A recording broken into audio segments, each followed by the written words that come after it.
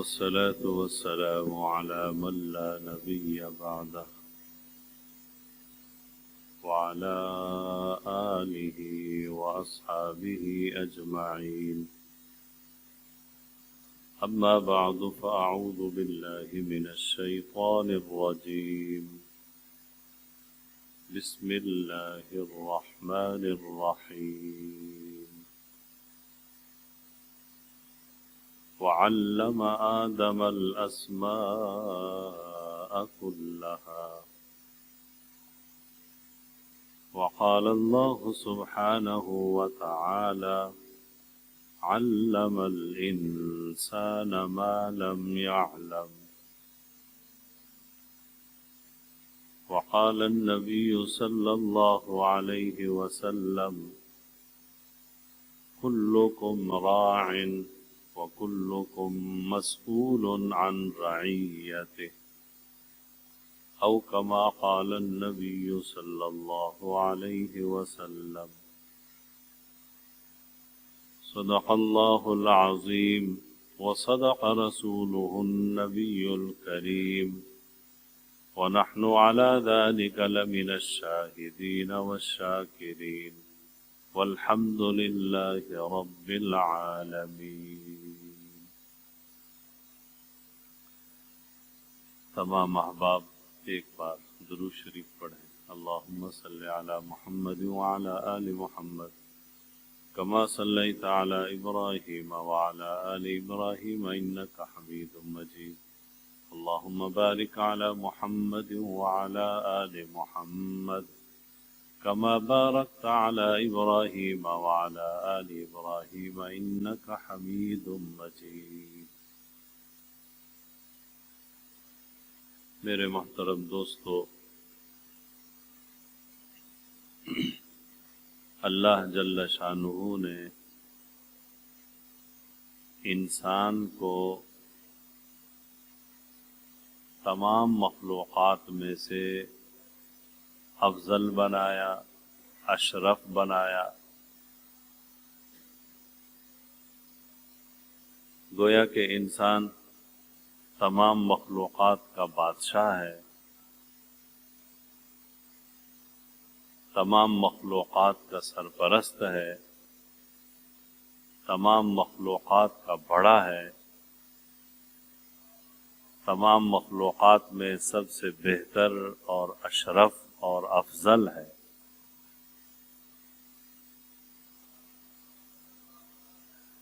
انسان اس کی افضلیت کی وجہ کیا ہے؟ اس کے تمام مخلوقات میں ممتاز ہونے کی وجہ کیا ہے؟ وہ اس کی کوئی قوت طاقت نہیں ہے. قوت طاقت تو اور مخلوقات میں بہت ہے. انسان کے اشرف اور افضل ہونے کی وجہ اس کی کوئی صنعت گری، کاریگری، انجینئرنگ یہ نہیں ہے. اللہ تعالیٰ کی بہت ساری مخلوقات ہیں جو مختلف چیزوں کے بنانے میں بڑی ماہر ہیں، بڑے انجینئر طرز کی چیزیں بناتی ہیں. انسان کے سب سے افضل اور اشرف ہونے کی وجہ اس کا زیادہ کھانا، خوراک، پینا یہ چیزیں بھی نہیں ہیں. بڑی بڑی مخلوقات ہیں جن کی خوراک اور جن کا کھانا پینا وہ انسانوں سے کئی گنا زیادہ ہے.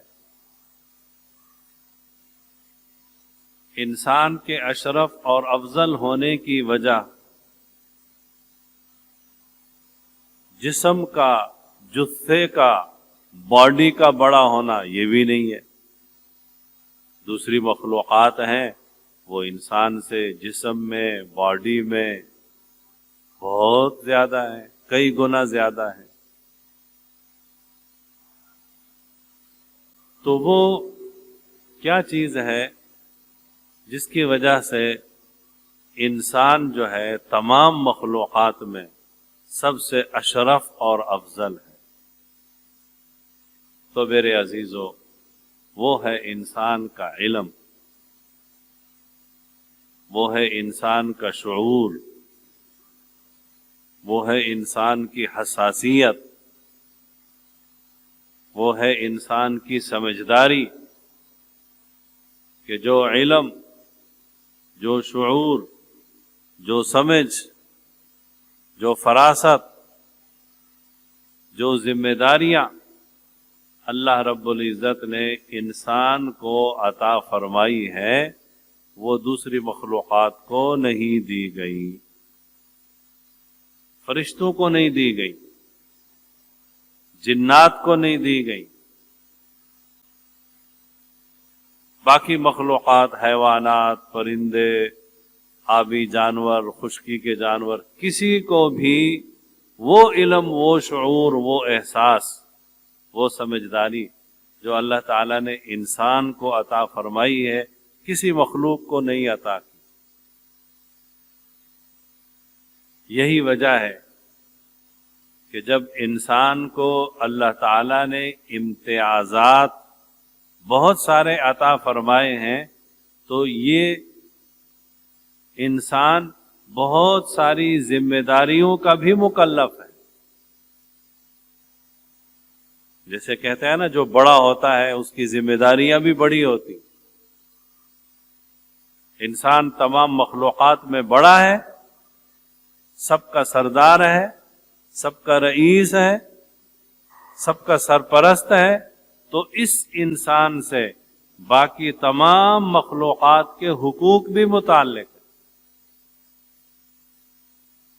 ہم تو عام طور پر یہ کہتے رہتے ہیں نا کہ انسان انسانوں کے حقوق ادا کرے، اچھی بات ہے، لیکن انسان پر صرف انسانوں کے حقوق نہیں ہے، اس انسان کے ساتھ تمام مخلوقات کے حقوق متعلق ہیں۔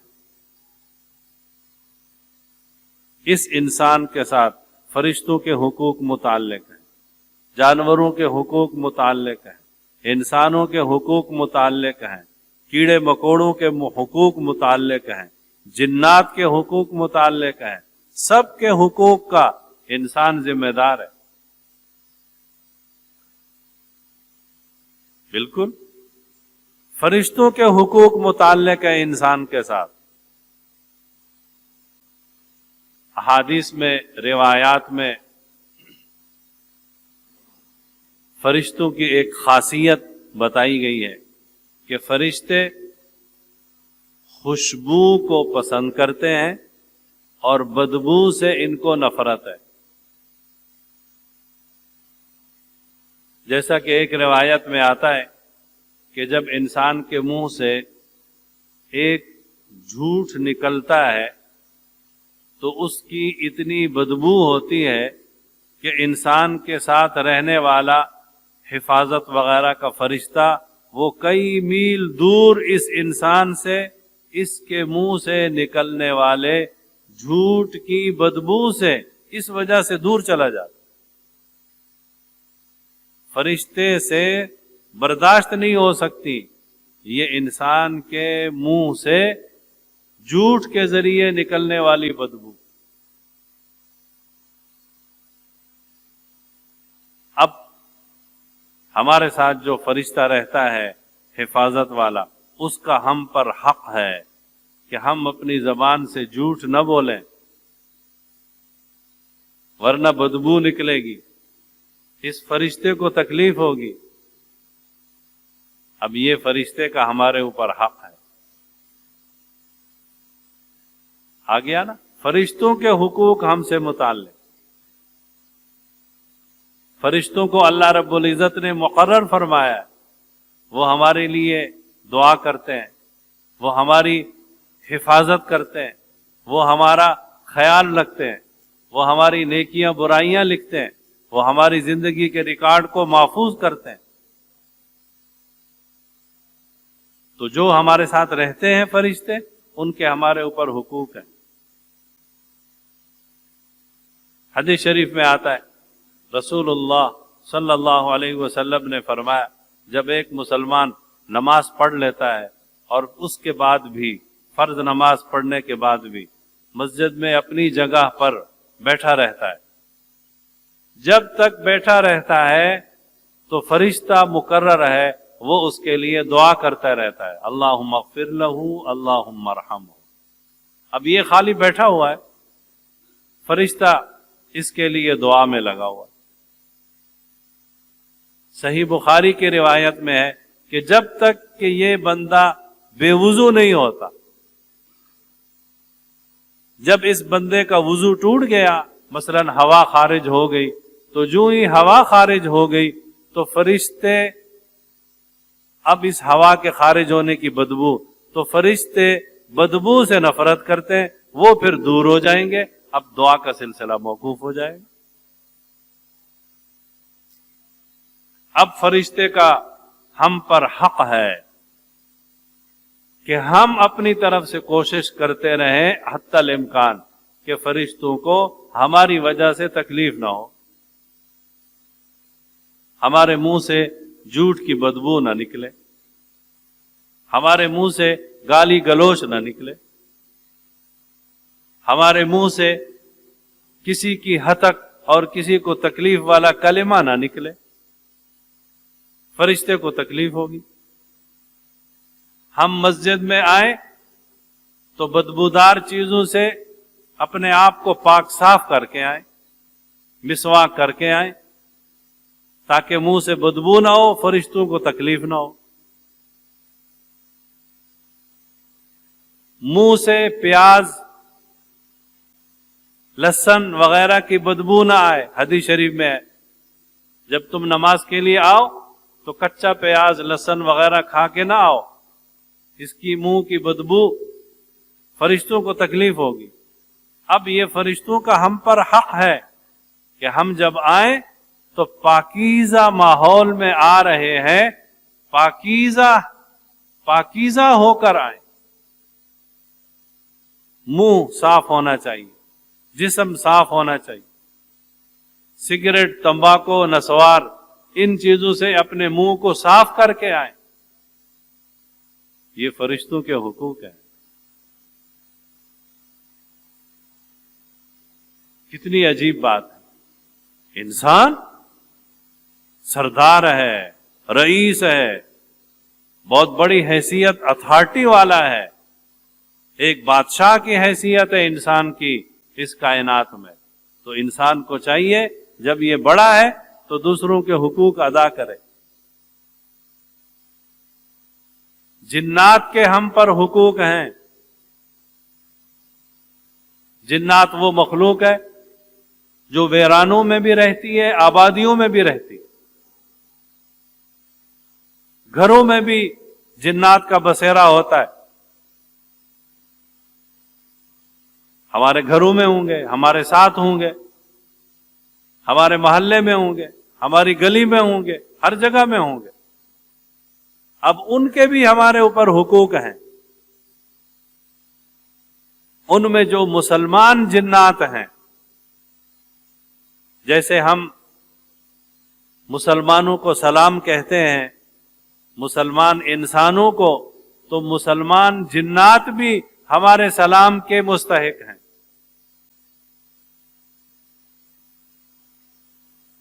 ایک بزرگ فرما رہے تھے جب آپ نماز پڑھ رہے ہوں جماعت کے ساتھ، تو آپ جب دائیں طرف سلام پھیرے تو آپ نیت کرتے ہیں، نیت دل میں کہ دائیں طرف والے مسلمانوں کو، فرشتوں کو السلام علیکم ورحمۃ اللہ، پھر بائیں طرف۔